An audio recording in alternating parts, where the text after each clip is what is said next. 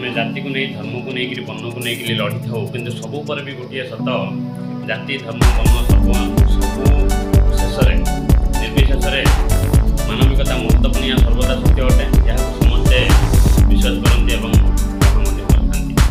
चलतु से ही मानविकता महत्वपूर्ण भाई वार्ता देउथबा ग्रंथ को आम बुझे देखा प्रथमतः काव्य क्या काव्य अर्थ उन्नत साहित्य ही काव्य अटे। तो आमर दुईटी महाकाव्य अच्छी रामायण और महाभारत। चलतु रामायण विषय आम जाना सब बड़ साहित्य को ही महाकाव्य कहुए। महाकाव्य दुईटी रामायण और महाभारत। रामायण रचना महर्षि वाल्मीकि करते प्रथम श्लोक संख्या मात्र 12,000 था कि बर्तमान ताहा बढ़ी बहुत अधिक हो जाए प्राय 24,000। यार गोटे गोटे विषय कांड बोली कहे तो ये 7टी कांड गोटे गोटे लेसन को कांड बोली कहे 7टी कांड अच्छी। तो यही 7टी कांड मध्य सुंदरकांड सब श्रेष्ठ महत्वपूर्ण।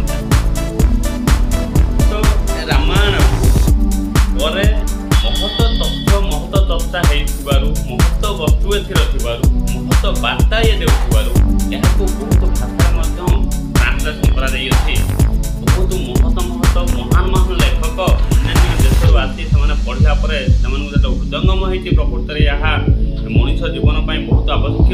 तो से सहित रामायण को लेकिन जाती भाषा ट्रांसलेट करमी आपणकर अकबर समय अकबर समय यार फारसी भाषा अनुवाद कर रामायण को अकबर समय फारसी भाषा अनुवाद कर व्यक्ति जन कहते बजायोनी जे कि अकबर पाखे रोकले और अकबर तत्वावधान में रामायण को फारसी भाषा अनुवाद कर।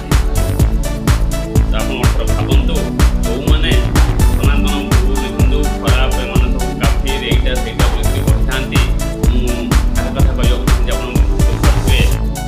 तो से भी फारसी भाषा अनुवाद कर रामायण को लेकिन जाइए पढ़ी एवं भी पढ़ुंट।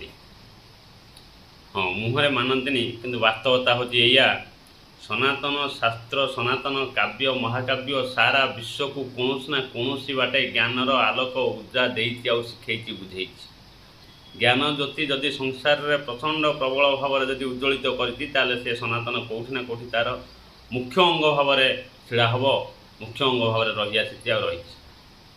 तो सनातन जन्म हो मु गर्वित आशा करती आपण भी निजक सनातन जन्म होता तो निजक गर्वित मन करते।